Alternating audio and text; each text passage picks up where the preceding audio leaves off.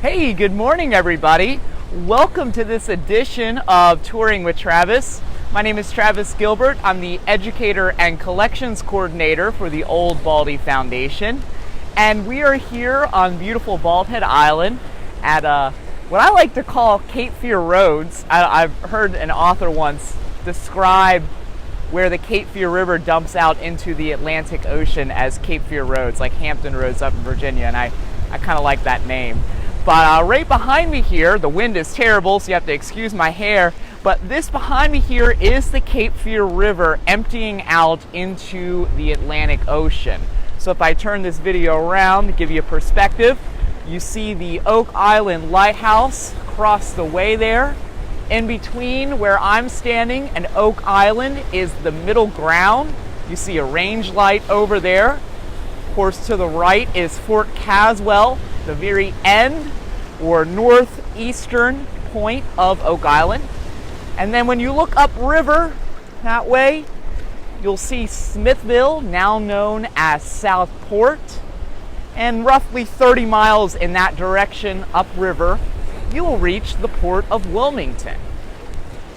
And here on Bald Head, I'm at the intersection of West Beach and South Beach. So in about three and a half miles in that direction, in an easterly direction, you would arrive at Cape Fear and of course the deadly Frying Pan Shoals. So we are out here today because this week marks a significant moment in the history of Bald Head Island. This is the time in the year of 1861 that the federal blockade began offshore of Bald Head Island during the American Civil War. So you gotta wonder, what is a blockade? Well, a blockade is an act of war when one party blocks entry to or departure from a port in the enemy's territory. So often a blockade is established along your enemy's coastline, and the goal is to prevent any enemy ships from leaving the port or from entering the port. And during the American Civil War, you had the Union, or the North, blockading the ports of this newly established Confederate States of America, the southern states that seceded from the Union. So President Abraham Lincoln started the blockade of the American South's coastline on April 19, 1861. And it did not include North Carolina on April 19th. The blockade only included the seceded states of South Carolina, Georgia, Florida, Alabama, Mississippi, Louisiana, and Texas. Those were the seceded states during the secession winter, beginning in South Carolina that seceded from the Union in December of 1860, up and through the firing of Fort Sumter in early or mid-April of 1861. Well, President Abraham Lincoln's blockade was extended on April 27th, my birthday, by the way. He extended on April 27th the blockade to include the states of Virginia and North Carolina. Virginia had just seceded from the Union, and North Carolina was formulating its plans to secede from the Union. Our state here in North Carolina would not leave the Union until May 20th, 1861. So you gotta wonder, why would President Abraham Lincoln blockade the Southern Confederacy or the Southern states? But before I answer that question, if you're all out there listening, I would love to hear from you in the comments. Give me a shout out, drop me a line in those comments, say hello. Let me know what your connection to Bald Head Island is and where you're listening from. If you have any questions or would like me to elaborate on something, I'd love to hear from you. And I know this video is going to be posted on our Facebook page, so if you're not listening live and you're listening perhaps later this afternoon or later this week, drop me a line in the comments. We'll reply to you and we'll answer any questions that you may have, even if you're not listening to this in real time. We'd love to hear from you out there, folks. So you got to wonder, why would President Abraham Lincoln blockade North Carolina and her fellow southern states that seceded from the Union or left the United States of America to form the Confederate States of America. Well, the purpose of President Abraham Lincoln, hey Kara from Kentucky, and we're using your microphone. It's quite windy out here, and the tide is quite loud, so thank you, Kara. It's great to hear from you. The purpose of President Abraham Lincoln blockading the southern states was to deprive the southern states of war materials they needed to fight this civil war or fight the northern states successfully. You see, at the time of the American Civil War, the South had a largely agricultural economy. So I pulled up some statistics that were provided thanks to the National Park Service. And according to the National Park Service, they say that the northern states in the year 1860 produced 3,200 firearms for every 100 firearms produced in the southern states. And you need a lot of guns, folks, to fight a war successfully. So you think that's an astronomical amount of firearms that the North can produce when you compare them to the southern states. Additionally, according to the Park Service, they say that in the year 1860, 84% of the southern workforce worked in an agricultural business, a farm, some sort of agricultural pursuit. And when you compare that to the northern states, only about 40% of the northern workforce worked within the field of agriculture. So not only are the southern states unable to produce the number of firearms, they also do not have the workforce trained in these kind of technical skills, these technical trades to produce those firearms. So the point of all this is to highlight that the South could not produce war materials at home. They had to import their war materials from abroad. And that is why President Abraham Lincoln is ordering this blockade of the southern coastline. President Abraham Lincoln is trying to prevent all these firearms being brought in from Europe and other countries from reaching the Southern Confederacy, where they may be used to fight the Union successfully. Now, not only is this blockade preventing ships from coming into port, it's also preventing ships from leaving the port. And you got to wonder, well, what is the South going to use to purchase these firearms from abroad? Well, they could use gold and other forms of currency, but they're largely going to trade cotton for guns. You see, according to that same source, the National Park Service, the Confederacy, or the southern states, produced 2/3 of the world's cotton in the year 1860. 2/3 of the world's cotton. So the Southern Confederacy is going to use that supremacy, that idea that the world relies on their cotton, to barter, to trade, to purchase firearms. So Lincoln is trying to prevent, with this blockade, cotton from leaving the Southern Confederacy and firearms and other war materials from entering the Southern Confederacy. They began calling this blockade the Anaconda Plan, named after that snake that kind of wraps itself around its prey and constricts it to death. The Union Navy is going to wrap itself all around the southern coastline and constrict the South until they do not have the materials to fight this war successfully. Timothy Young is listening. Good morning, Timothy. I'm so glad that you can join us. Anybody else out there, give us a shout out in the comments. I'd love to hear from you. Let me know where you're listening from and your connection to Bald Head Island. If you have any questions or want us to elaborate on something, I'd love to hear from you. Let's make this an interactive experience. We're so glad to be bringing you a little slice of Bald Head Island here on this beautiful Monday morning here at Cape Fear Roads. So the reason that we're doing this video today about this blockade is because it's this time period. It is this moment, this about few days before this video and a few days after this video, when the first blockade ship arrives off the coast of Bald Head Island to prevent any ships from entering or leaving the Cape Fear River ahead. And Timothy says, hello from Durham, North Carolina. Well, hello up there, Timothy. Thank you for joining us again. So you can imagine, okay, so the blockade is ordered for North Carolina on April 27th.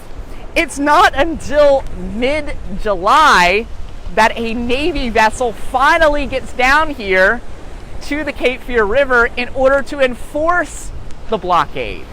So it's not a very promising start for the blockade here off of the Cape Fear River. Well, the first ship to arrive here in the Cape Fear River is called the USS Daylight. And according to the official records of the Union and Confederate navies during the War of the Rebellion, the USS Daylight, she was a 682-ton screw steamer. And she had a crew of 57 sailors, and she included 4 32-pounder cannons. And to kind of foreshadow what's going to occur here on Bald Head Island later on during the Civil War, we're going to have a fort named Fort Holmes that's constructed on this island by Confederate forces, and a majority of the cannon that are used to defend Bald Head Island are going to be these 32-pounders, 4 of which are on the USS Daylight, that first Union naval ship to arrive here off the coast of Bald Head Island to enforce the blockade of the Cape Fear River. And it's pretty self-explanatory. They're called 32-pounders because they fire a cannonball that weighs 32 pounds. They come in smoothbore, or they also can be rifled. And unfortunately, I was not able to determine, at least in the year 1861, whether the 32-pounders aboard the USS Daylight were rifled or whether they were smoothbore. The U.S. Naval History and Heritage Command reported that the Daylight was constructed in the year 1859 by a company out of New York named Samuel Sneeden. The vessel was about 170 feet long, and it had a draft of about 13 feet. Now, you got to wonder, that sounds like this was built for civilian purposes, and that's exactly right. The USS Daylight was not constructed in New York in the year 1859 for military purposes. This was a civilian vessel that was purchased by the Navy in the beginning of the American Civil War to be used in the federal blockade. That's called chartering. The Navy chartered this civilian vessel, the Daylight, and commissioned her for military purposes in the beginning of the Civil War.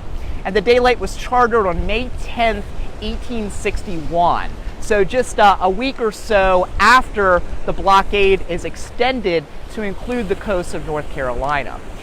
You see, the United States Navy did not have the manpower, it did not have the materials, it did not have the ships to successfully blockade a coastline that was 3,000 miles long, folks. Over 3,000 miles of coastline had to be blockaded by the United States Navy.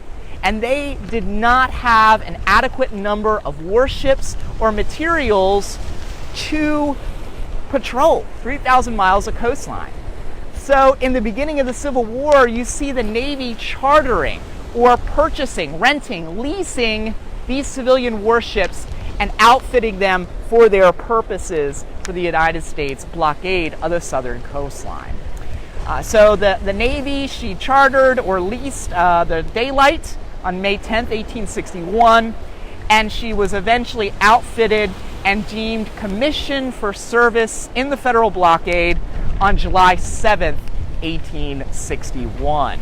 Commander Samuel Lockwood, he was a veteran Navy officer. He was ordered to be captain of the USS Daylight in early July of 1861. All right, we have Sherry Lee. Sherry Lee is saying hello from down there in Florida, it looks like. Well, good morning, Sherry. Thank you for joining us here a beautiful Monday morning here at Bald Head Island. We're so glad that you can join us. We appreciate your support.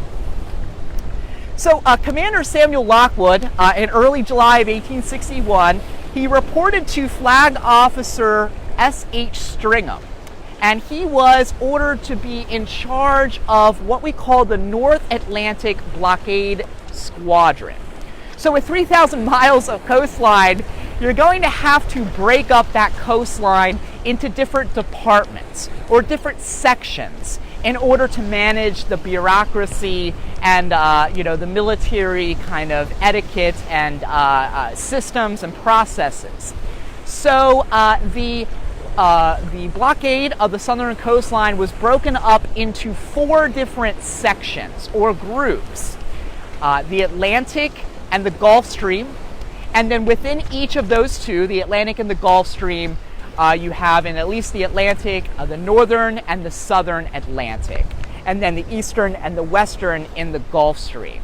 So throughout the entire Civil War, Bald Head Island is going to be within the North Atlantic Blockading Squadron. And the first officer in charge of that section or segment of the southern coastline is going to be this Flag Officer S.H. Stringham, and that is who Commander Samuel Lockwood, captain of the USS Daylight, that's who his boss is. That's who he's going to be reporting to up in Hampton Roads in Virginia at the mouth of the Chesapeake Bay.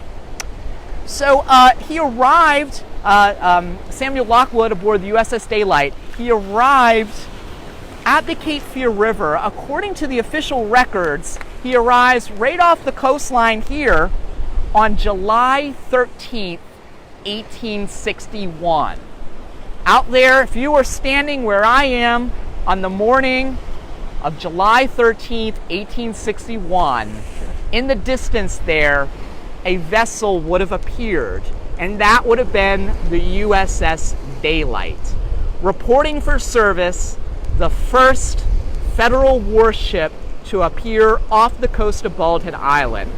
And the USS Daylight out there, she is going to inaugurate a nearly 4-year blockade of this coastline.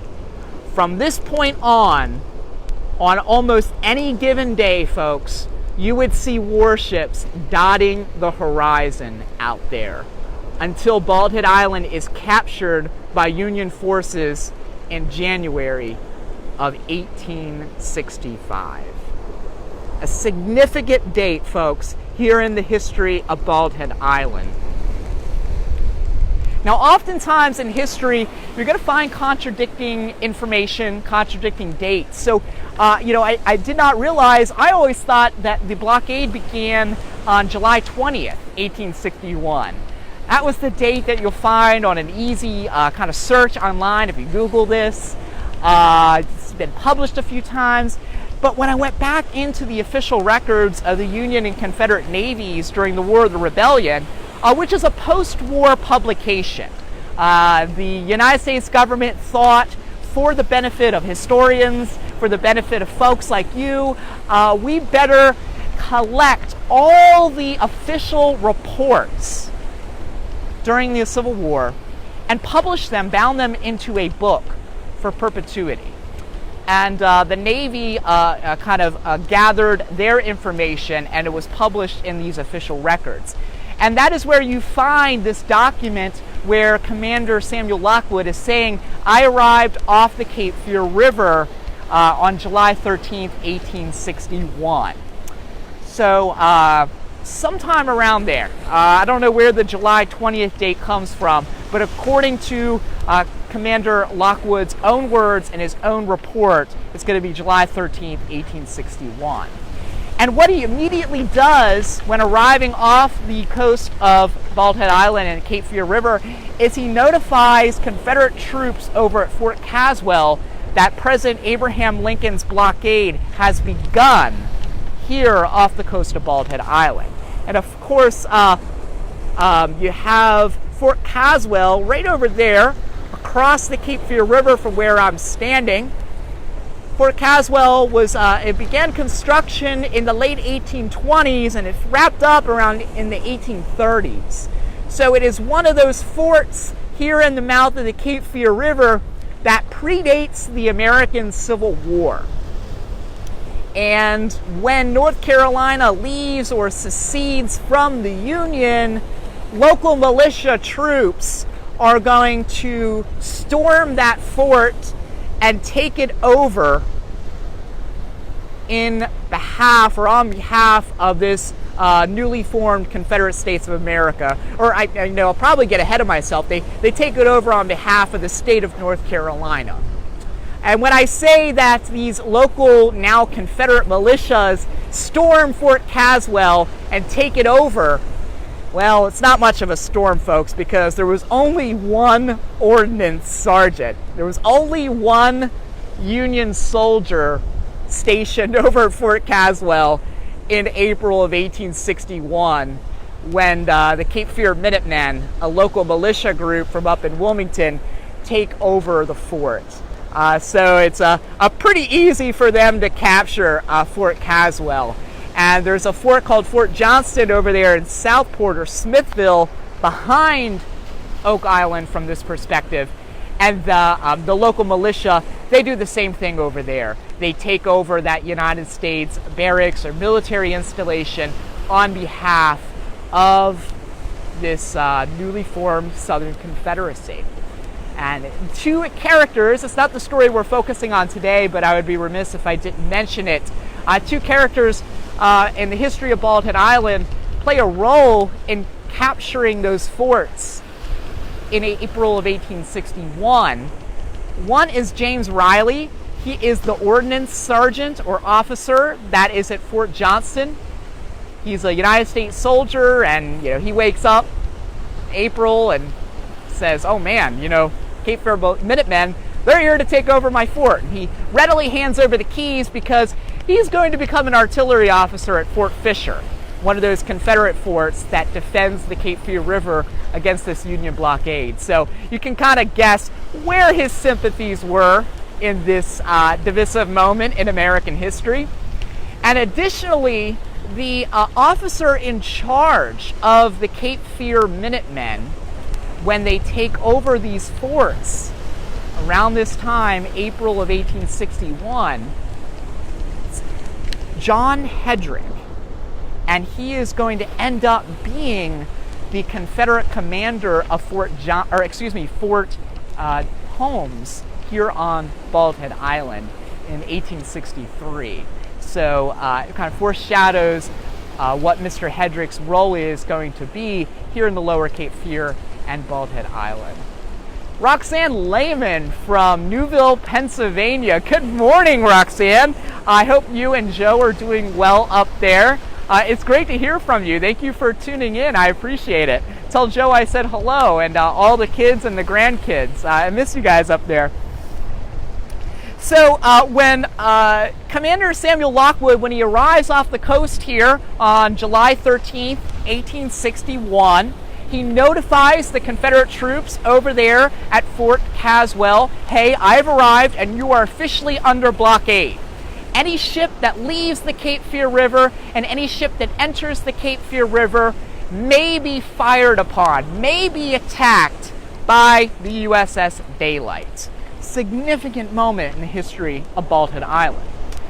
Well, Lockwood, he immediately reports to his superiors up there in Hampton Roads, Virginia, the challenges facing the Union Navy off of Bald Head Island and the Cape Fear River.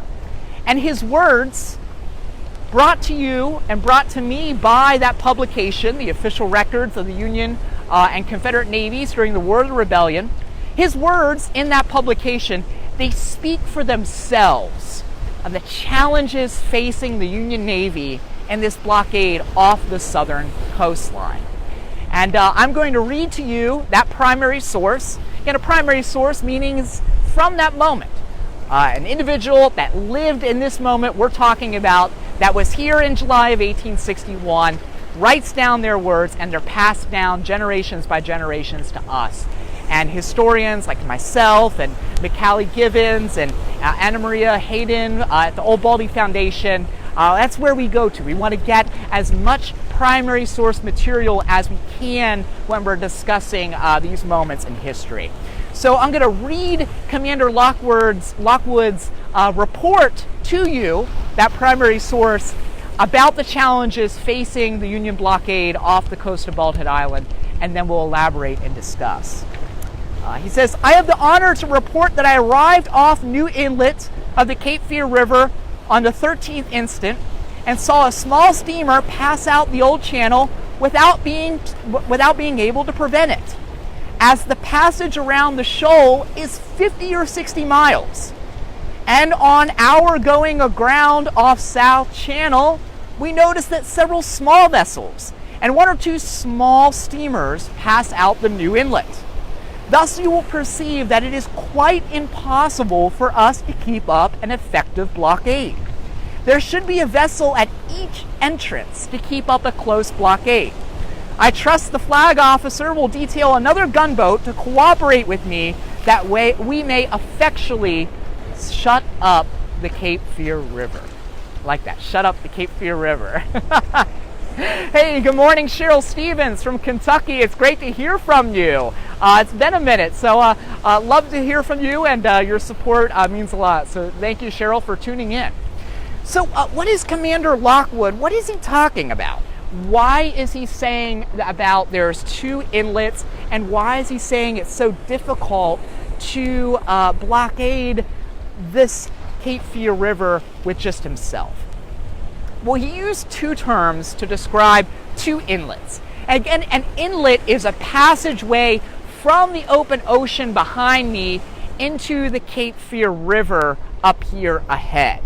And my hair is just having a field day, folks, this morning. I don't have an excuse to get a haircut anymore because all the barbershops have reopened. So this is just called laziness, or I guess style, quote unquote. The two inlets, or accesses from the Atlantic Ocean into the Cape Fear River, are described in Commander Lockwood's report as the Old or South Channel and New Inlet. Well, if I turn this camera around, you have the open ocean here to the left of the camera, and the Cape Fear River ahead here to the right of the camera. That is what Commander Lockwood is describing as the South Channel, or the Old Inlet. Folks, that is the historical inlet or access from the Atlantic Ocean into the Cape Fear River. It has existed there from the beginning of time. It is the natural way that the Cape Fear River empties into the Atlantic Ocean. Man didn't make it. It was a natural way or estuary for the river to empty into the Atlantic. And it's bordered by Oak Island across the way to our west, and Bald Head Island here to the South Channel or Old Inlet's east. Well, in the year 1761, a hurricane came through this area. Surprise, surprise. A hurricane came through. Gotta wonder. Not a shocker there, right? Well, that hurricane was so strong, it created a new inlet, or now a second inlet, from the Atlantic Ocean into the Cape Fear River. And we don't have a perspective, but it is about 15 miles, or maybe a little under, to our north. A little under 15 miles. I'd say about 13 to 15 miles to our north, across Bald Head Island. That is what Commander Lockwood is describing as new inlets, created in 1761. And as history progresses beyond 1761, that new inlet becomes deeper and deeper, and it eventually becomes, during antebellum America, or the years preceding the American Civil War, New Inlet becomes the preferred method, the preferred kind of channel, preferred highway, if you will, to access the Cape Fear River from the Atlantic Ocean. Why? Well, it's 15 miles or a little under to our north. And remember, the port of Wilmington is a little under 30 miles to our north. So that new inlet to the north of Bald Head Island is closer to the port of Wilmington. It cuts off your time to commute. Nobody likes a long commute. So why not shave off a few minutes, shave off a few miles, and use that new inlet, so fortunately created by that hurricane in 1761. Well, it also becomes the preferred inlet in the years preceding the American Civil War because more water is leaving the Cape Fear River through New Inlet to the north of Bald Head Island. Why? Well, it's the same reason why the mariners prefer it, because it's closer to the port of Wilmington. It's further upstream. So water, takes the path of least resistance. So of course, the water is going to empty out into the Atlantic Ocean the first opportunity it has. And since New Inlet is further north or upstream than Old Inlet or South Channel, right here before me, the water is going to leave New Inlet. And that is going to cause, during high tides and king tides and during storms, more ocean water being pushed into this Old or South Channel. And as mariners know, in this area, when you have more water pressure from the ocean going upstream, it is going to bring with it more sand and more shoaling. So by the time the American Civil War arrives, this natural inlet, South Channel or Old Inlet, whichever way you'd like to describe it, it's going to become shallower, shallower, and shallower. And shallow water is a mariner's nightmare. So because New Inlet to our north, because it is closer to the port, and because it is continually getting deeper, that is going to be the preferred method, as opposed to South or Old Channel before me, which is getting shallower and shallower and is further away from the port. Now there's one more kind of geographical feature we have to discuss in order to fully understand what Commander Lockwood is describing in his report about the challenges facing the blockade. And it's behind me here, about 3.5 miles.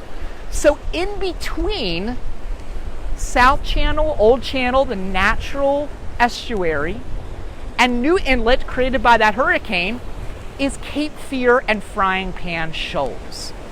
It's a giant wall that extends from the tip of Cape Fear on Bald Head Island roughly 25 or more miles directly into the Atlantic Ocean. It's shallow water. It's a wall of sand lurking beneath the surface, awaiting a stray mariner to grasp and to run aground and probably eventually destroy if you can't get that ship off the shoal in time. Again, it's about 3.5 miles down South Beach here in that direction. So what Commander Lockwood is saying is that if you just have the poor USS Daylight out here, the USS Daylight has 2 inlets it has to patrol.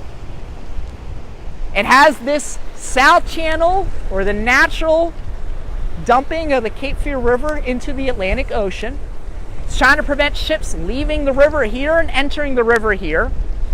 And then it has New Inlet way up there. And at the same time they're watching this channel, they got to watch that channel up there. They got to climb up, I guess, the mast of their ship and peek out over Bald Head Island and all its other barrier islands and watch for any ships entering and exiting New Inlet. And let's say that they're down here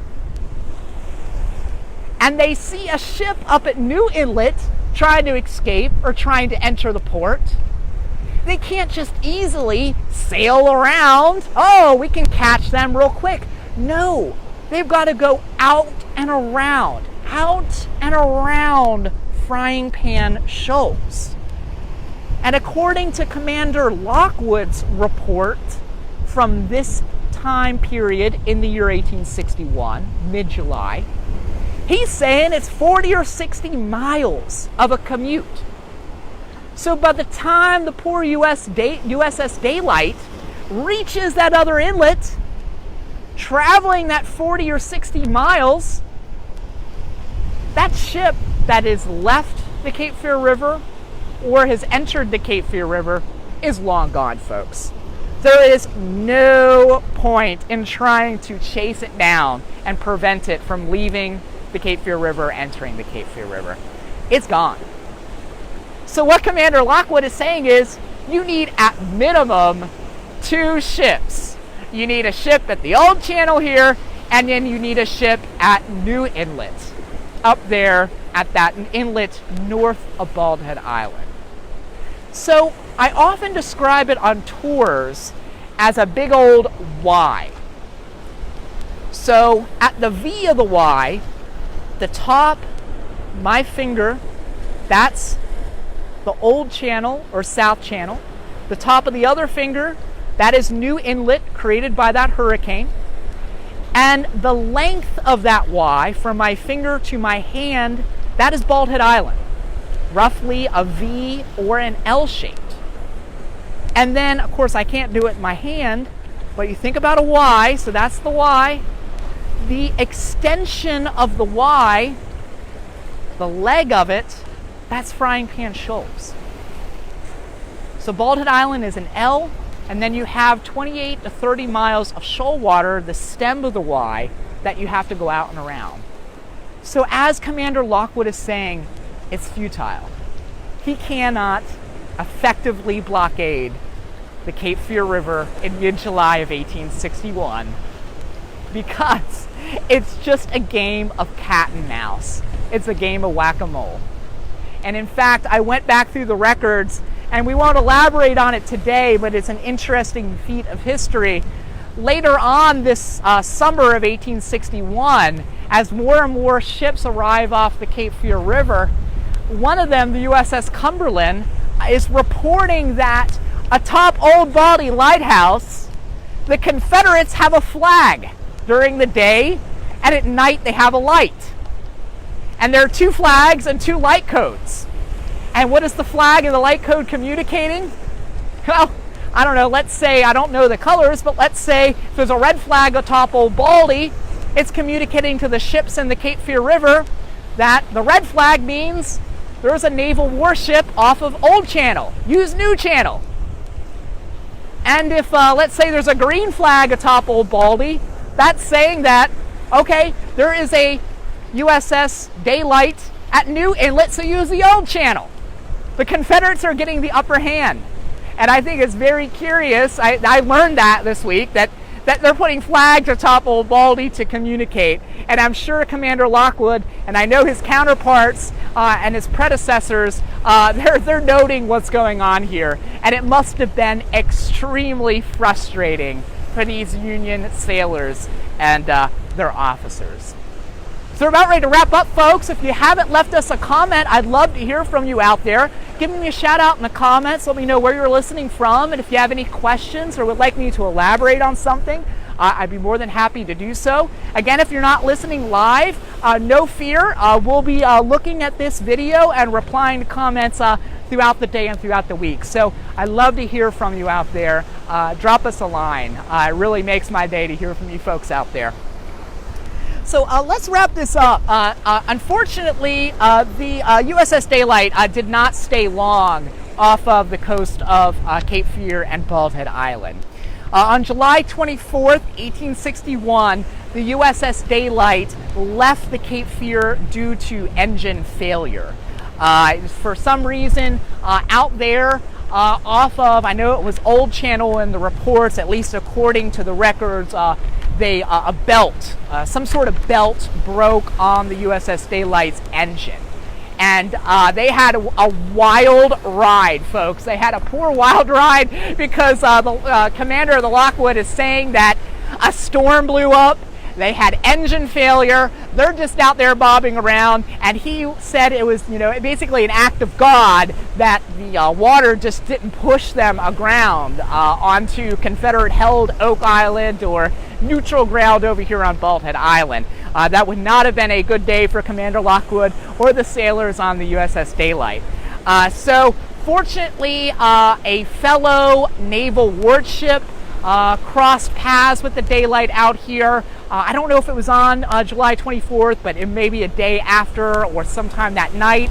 And there were engineers on board, and they were able to fix that engine, fix the belt, and due to that just being kind of a band-aid or a temporary fix, Commander Lockwood left the Cape Fear River and went back to Hampton Roads up in Virginia in order to have a permanent fix or a permanent solution. So a very, very short tenure here. If the records are correct, we're looking at July 13th through July 24th, 1861, that the USS Daylight is out there off of Baldhead Island.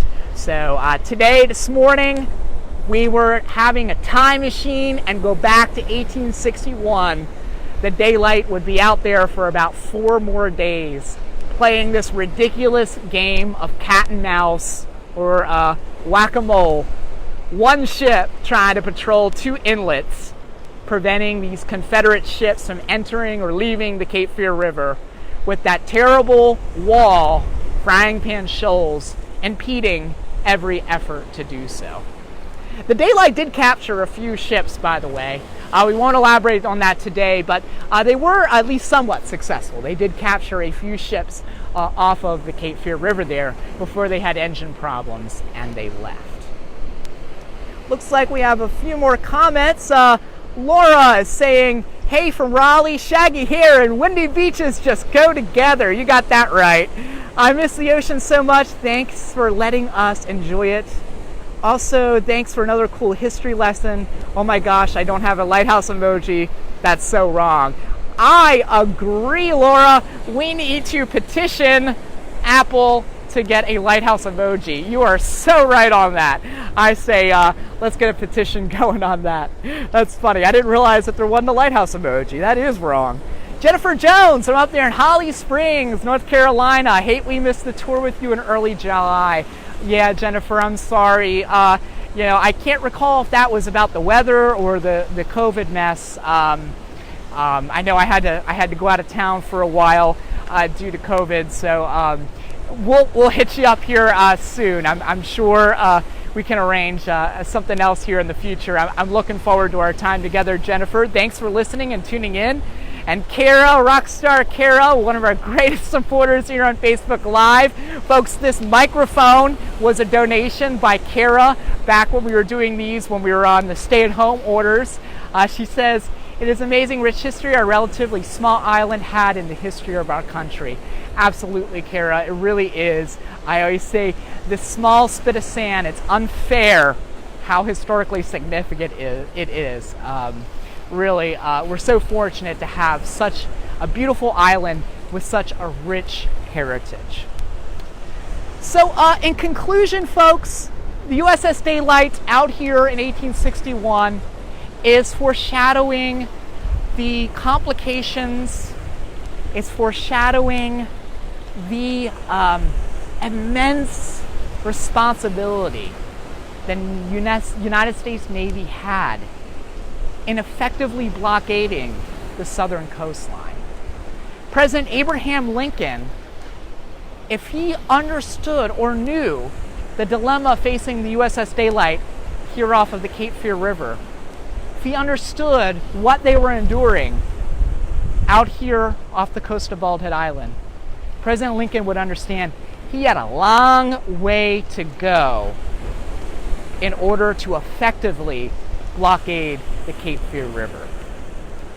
And it's going to foreshadow the reasons why the Port of Wilmington and why the Cape Fear River was the last major port in the Southern Confederacy to remain open for ships entering and exiting, cotton and agricultural goods leaving the river in order to be exchanged abroad for guns and war materials coming in.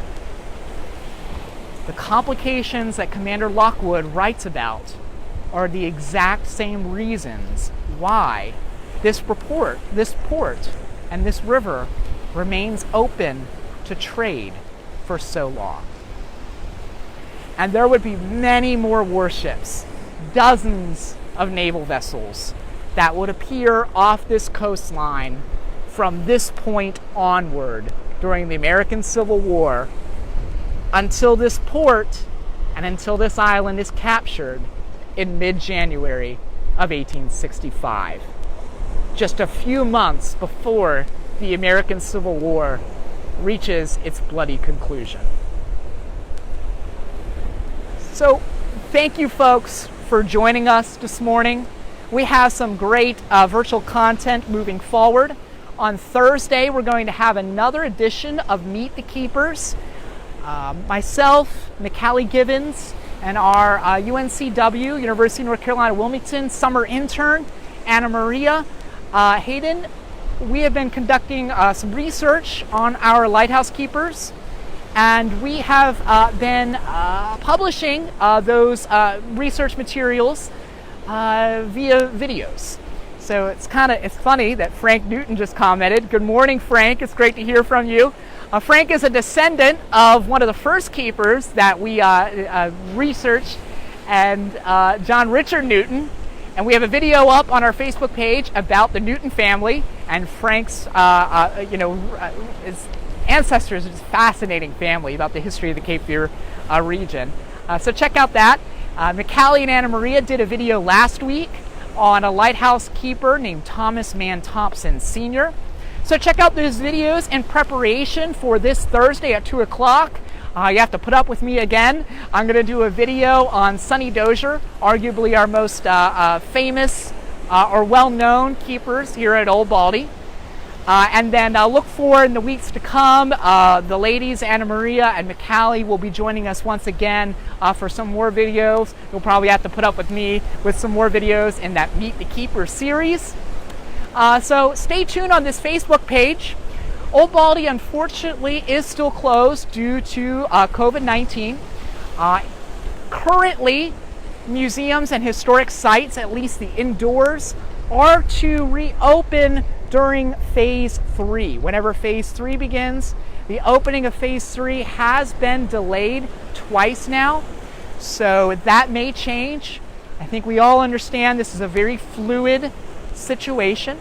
So please stay tuned to oldbaldy.org, to this Facebook page, to our Instagram, for when Old Baldy will reopen.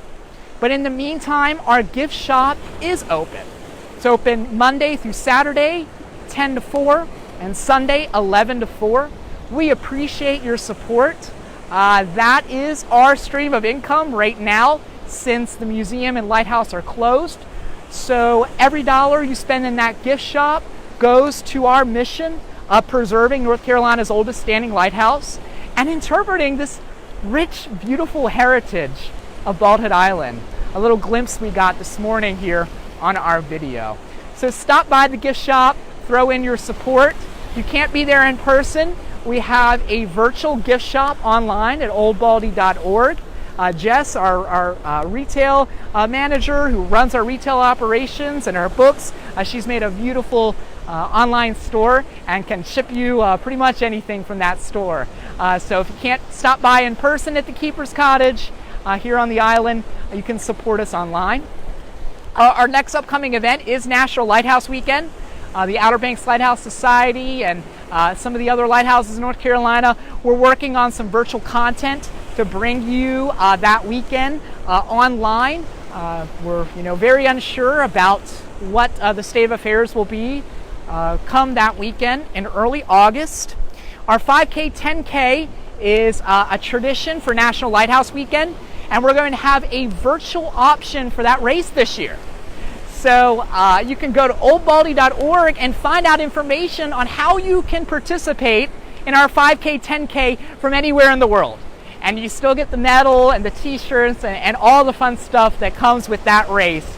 So it's a great way to support our mission from anywhere in the world. You don't have to be here to do so.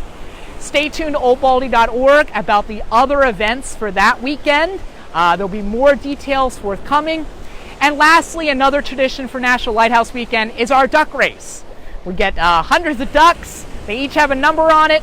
You buy a duck for $10. We throw all the ducks that were purchased in the creek. They float down the creek, and whoever's duck reaches the finish line first, you get a grand prize.